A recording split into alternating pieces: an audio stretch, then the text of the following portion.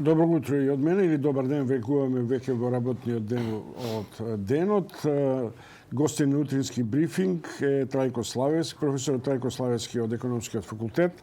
Оваа книга за која после ќе проговориме е мотивација, меѓу другото и за отварање на 3-4 прашања, не толку многу претенциозно. Но на почеток со оглед на фактот дека професорот Славевски е член на извршниот комитет на ВМРО-ДПМН, а денеска се одржува средбата на лидерот на опозицијата Мицковски со шефот на државата Пендаровски и со растечкото исчекување како да се постапи кон настаните од 27 април, дали е возможна амнестија или некаков начин би можело да дојде до повторување на вонредната правна процедура и нови докази или постапката да се повтори во судот.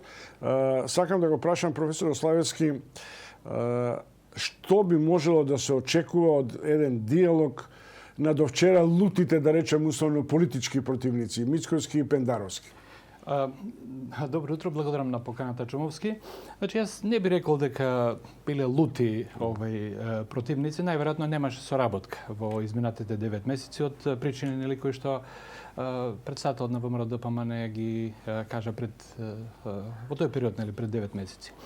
Видите, мислам дека не е единствен мотив за така инстантното прифаќање на барањето за средба од страна на председателот Пендаровски, дискусија околу осудените за настаните од 27 април 2017 година. Ние имаме парламентарен систем во Република Македонија. Тоа е познато и председателот има релативно ограничени ингеренции. Неговите ингеренции се во надворешната политика, одбраната, безбедноста и така натаму. Република Македонија е длабоко поларизирана држава, поларизирано општество.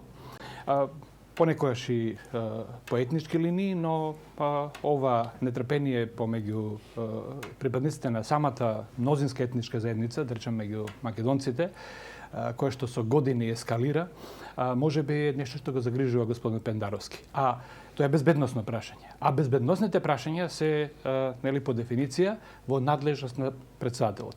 И мислам дека ќе се дискутира околу сите можни начини за, да речем, намалување на тензиите и намалување на поларизацијата во општеството која што многу не чини сите нас. Инаку ставот за ова прашање во врска со осудените за настаните од во парламентот 27 април 2017 година на партијата е познат. Мислам, ние не наоѓаме причини тие да бидат судени како терористи заради терористичко загрозување на уставниот поредок, затоа што меѓународните дефиниции за тероризмот и ова другата квалификација се многу различни од она што беше дефинирано од страна на нашите судски надлежни институции. Од друга страна, процесот се уште е во тек.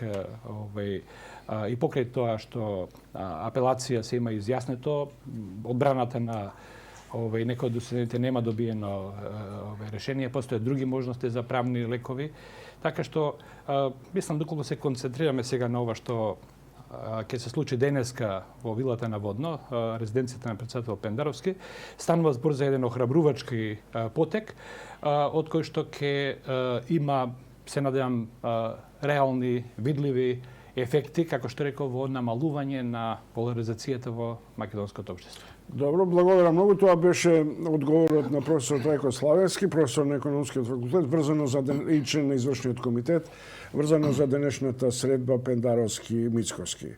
Она поради што го посакав да разговараме со професорот Славевски беше една извонредно добро публикуван алманах, да речем условно, на објавени статии на двајца поранешни министри за финансии, универзитетски професори Никола Поповски и Трајко Славевски, наречено лево и десно. Фактот дека за иста тема се пишуваат двајцата и прилично се препознатливи различните периоди околу важни економски и финансиски прашања. Се разбира, има тука најмалку 20 на теми. Јас се определив за две кои се во овој момент атрактивни. Едната е што се случува во овој момент, професоре, со можноста за овој раст на цените на пазарот и дали тоа е индикација за можноста од инфлација, за можноста од намалување реална на куповната моќ или тоа е пренесување на оваа сегашна економска ситуација поради дестабилизација на сите текови и светски и домашни. Вака, благодарам за прашањето.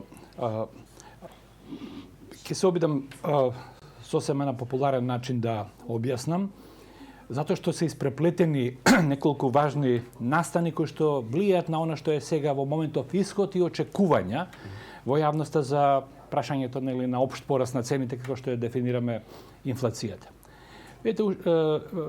Ево да речеме да застанеме до периодот од настанувањето на здравствената и економската криза од пред нешто повеќе од една година, до минатата година. Дури да не се случеше ова пандемија, која што предизвика и пад на бруто домашниот производ, односно влегување на Република Македонија во рецесија, беше за очекување цените во Република Македонија да почнат да растат. Од едноставна причина, што во изминатите неколку години владата предводена од СДСМ водеше политика на агресивен притисок за зголемување на платите во економијата, пред се во приватниот, а и во овај јавниот сектор. Значи, платите растеа со механизмот зголемување на минималната плата, што повлекуваше и пораст на другите плати. Платите растеа во услови кога опаѓаше продуктивноста на трудот, продуктивноста во економијата. И нема тука нема мистерија, доколку повеќе трошите од она што произведувате, со тек на време, со известно задоцнување дојдеше до ползечки раст на цените во економијата. Тоа ние економистите го предвидовме, укажувавме уште, да речем, 2018 и 2019 година.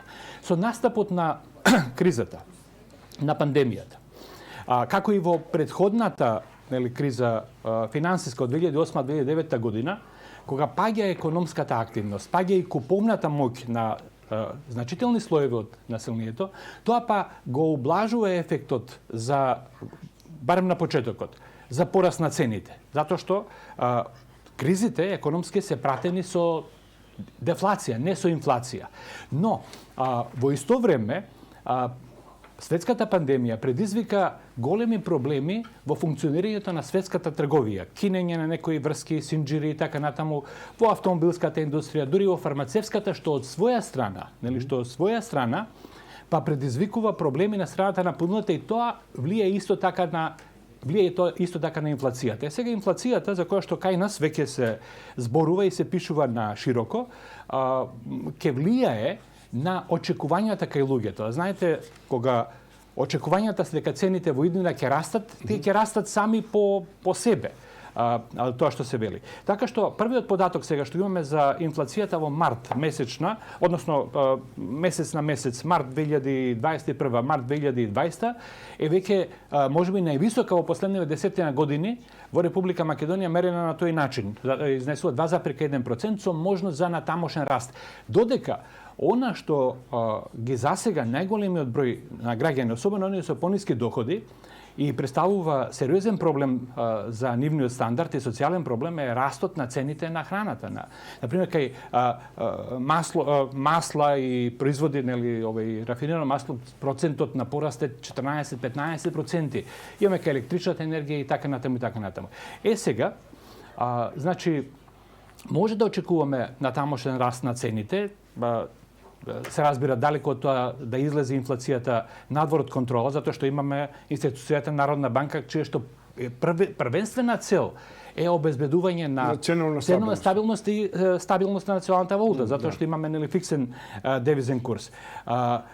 Затоа што притисоците од светската економија, ево например заживувањето на американската економија, кинеската економија, нивната побарувачка за суровини, храна, енергија и така натаму ги дига цените на светско ниво. И тоа се разбере ќе се пренесе кај нас како релативно високо увозно зависна дејност.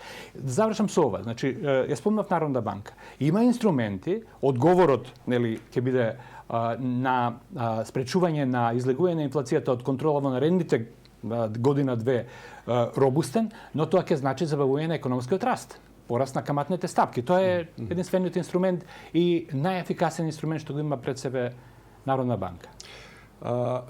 Најпрво мислам дека штом се збори за инфлација, веднаш се размислува дали е возможна да речем условно промена на курсот на денарот. Тие луѓето најмногу тоа ги интересира. Да, валутните релации и така натаму.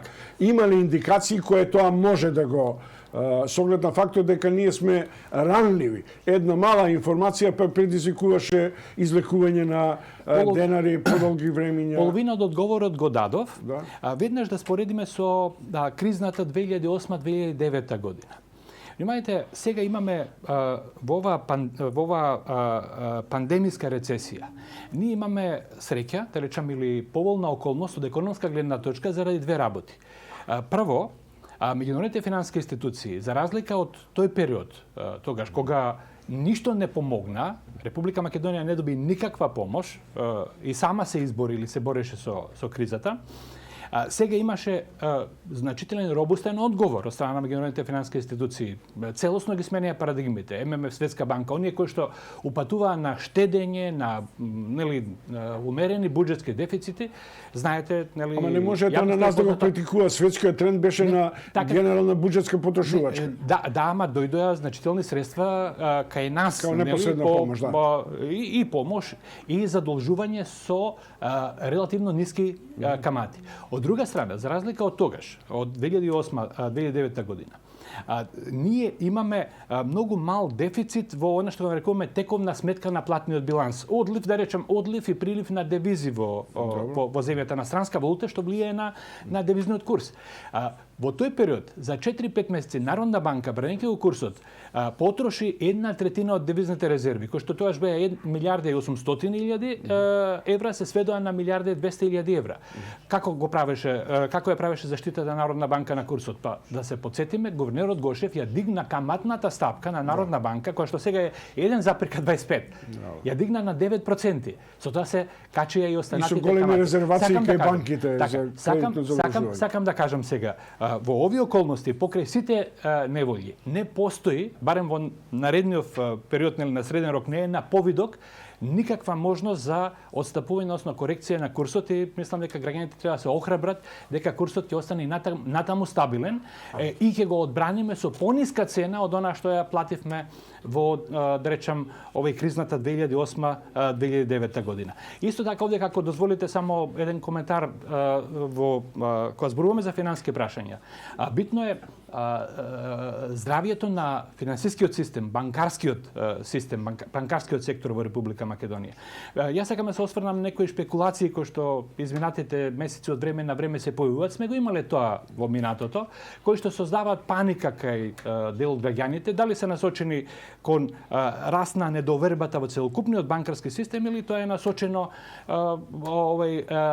против или кон некои од банките.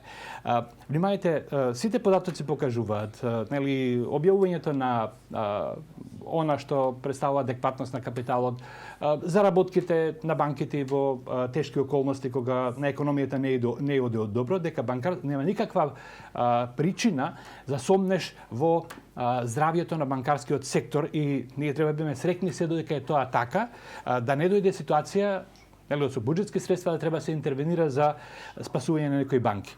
Значи, банките се сигурни, банките се безбедни, и тоа е една од предпоставките за кога ќе се надминат овие околности, она што се вика да дојде до брз раст и за закрепнување на економијата. Добро, професор Славевски, за прашање кое сите не тангира, тоа е спиралата на задолжување. Министерот за финансии без име излезе при промоцијата на буџетот со прашањето на буџет на здравје, здрава економија, здравство, пандемија. До сега можевме, и цел светски тренд беше задолжување заради санација на последиците здравствени, а очигледно и социјални. Сега прашањето е, дали овој тренд на задолжување, која стигнува до максималната граница за нашите капацитети, 63, со предвидување дека е возможно да стигнат до 65, а во догледно време и до 70%. ќе крене ќе поттикне спиралата на економска па и финансска дестабилизација? Загриженост постои и треба да постои, затоа што она црвена линија за нас беше 60% од бруто домашниот производ, учество на јавниот долг во бруто домашниот производ. Сега тоа е надминато.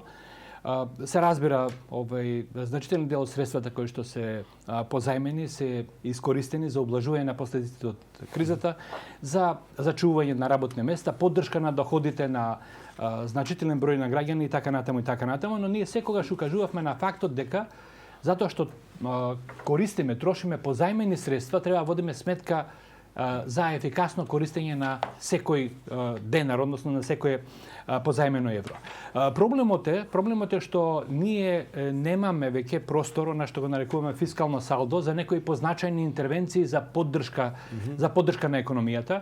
И од тука препораката е дека не треба да ставаме цифри пред пакетите 5, 6, 7, не знам таму што ги најавуваме, туку треба малку повеќе стратешки да се поаѓа од аспект на поддршката на македонската економија за излез од економската криза предизвикана од пандемијата. Се разбира, предуслов за тоа е она што го прави цел свет, поддршка за масовна вакцинација на населението, за да може да се нормализира во најголем дел одвивањето на производството, услугите, старт на училиштата, враќање на децата во училиштата и така натаму. Значи, да заклучам, треба многу предпазливо со натамошни заложувања и трошења, затоа што сме на веќе прагот да сме ја поминале таа црвена линија. Вака до економска финанска дестабилизација не може да се зборува барем на краток рок, тоа ќе може да значи во иднина кога ќе стигнат за отплата обврските, а тие ќе стигнат со повисоки камати од што се сегашните, затоа што каматни стапки ќе растат во светот. Тоа ќе значи помалку средства за капитални инвестиции, помалку средства за инвестиции во школите, во здравството и така натаму, повеќе за отплата на странски долгови. Иако ќе ни треба еден час веројатно да објасниме што значи модерна монетарна теорија, за која и Никола Поповски и Трајко Славевски пишува во изминатата година, но она што кај вас прочитав, тоа е дека модерната монетарна теорија практично ја превртува логиката. А тоа е, да прочитам, логиката е спротивна од стандардната. Државата прво троши, тоест обезбедува пари за буџетските корисници, а потоа прибера данъци, а не обратно. Така. Тоа може ли на одреден начин да биде применливо во услови во кои сега сме речиси се уште во неизвестност на периодот како да излеземе од рецесија? Значи, една нестандардна група на економисти во изминативе 5-6 години стана многу популарна пред пандемијата, односно започна да ги слушаат нивните препораки и носителите на економските политики. Пред се, уште кога да речам, не беше избран председателот Бајден, Берни Сандерс, неговиот соперник од Демократската партија во Америка, некои конгресмени, посебно младата конгресменка од Нью Йорк, Окасио Кортес, Александрија и така натаму. Но, внимајте, тие сакаат, овие економисти се оградуваат. Овие препораки важат за земји кои што имаат целосна монетарна сувереност, целосна монетарна самостојност. А такви се во светот 5-6 големи економии кои што имаат собствена валута и кои што барем на краток и на среден рок не треба да се грижат дека печатењето на пари ќе им предизвика некои поголеми проблеми. Такви се Соединените американски држави. Но внимајте, јас тука не знам дали сте го прочитале тоа, укажувам на фактот дека таков пристап ние имаме и ние помниме повозрасните и кои што сме студирале во тоа време во некогашна Југославија, ние имавме нешто сличен пристап со самоуправниот социјализам и така натаму и така натаму. Сега на нашиот пример, критичарите на таа модерна монетарна теорија укажуваат дека тешко ќе ја определите онаа граница која ќе предизвикате висока инфлација со таков пристап. А знаеме, мислам, овој ние памтиме дури и така речени монетарни упади од времето на Милошевиќ кога се извлекува по 2 милиарди од ревизиите и така натаму. Така, видите, тоа беше, мислам, сега најверојатно нашите тогашни, да ги спомнеме имињата, нели, врвни авторитети во областта на финансиите, Иво Перишин од Универзитетот во Загреб и слично, тие заговараат таква теза, поучени од некои теории од по Втората светска војна на економисти за така речени функционални финансии. Значи, внимајте, она што буквално, ако памтат повозрастните тие интерни банки и така натаму, емисија на пари, дајте да изфинансираме, па после ќе мислиме околу тоа, но тоа предизвикуваше висока инфлација. Така што ова е ограничена, како што реков, на земји со... Добро, завршувам разговор со професор Трајко Славевски по повод сублиматот на статиите што се објавени во јавноста на исти теми со реакции од Никола Поповски и Трајко Славевски, насловена лево и десно. На крај рековте дека банкарскиот систем е стабилен, но во основа дали Централната банка ги задоволува сите критериуми да биде независна и да не биде под политички притисок на владеечките гарнитури? Нашата Централна банка се формираше, нели, со законите за Народна банка за паричната единица 1992 година, со обоведувањето на собствена валута, и тоа во период со 18 милиони девизи. Помалку 6 милиони долари странска валута. Јас многу добро знам, затоа што како млад економист со уште двајца колеги од економски факултет ја подготвивме таа позната антиинфлаторна програма, тогаш со која што успеавме да го одбраниме денарот баре во првите неколку месеци од воведувањето во такви услови. И сега поентата ми беше, нашата Централна банка од самиот почеток имаше или доби, таков беше консензусот меѓу политичките партии во јавноста, многу висок степен на самостојност. Дури многу поголема самостојност од што многу постари банки кои што се со векови присутни, од Централната банка на Англија и така натаму. Например, се до пред 10 години, гувернерот на Централната банка на Англија го одговараше на министерот за финансии. Но и тие го до некаде прекинаат. Така што мислам дека и самиот механизам на избор, мандат на гувернерот, вице-гувернерите, Советот на Народна банка овозможува, обезбедува висок степен на самостојност. И сега малку рефлексија на тековнија настани по одземањето на дозвола на Евростандард банката. Независноста, самостојноста, интегритетот на Народна банка е многу повеќе, како што може да заклучи, нарушен од би рекол неоправдани напади кои што се присутни во изминатава година од разни, да речем, засегнати страни поврзани со тој случај, одошто од политиката. Така што мислам дека Централна банка има капацитет, создала за супервизија банкарска, добро си ја врши работата и ќе ја продолжи и понатаму да ја врши работата. Благодарам, имаме уште теми за разговори. Доста е да го прилистате ова фина сублимација на написите на двајца стручњаци. Се гледаат разликите по одредени идентични прашања, но во некоја друга прилика и детално за теоретските подходи на двајцата универзитетски професори и поранешни министри за финансии. Благодарам професор Трајко Славевски. Благодарам на поканата.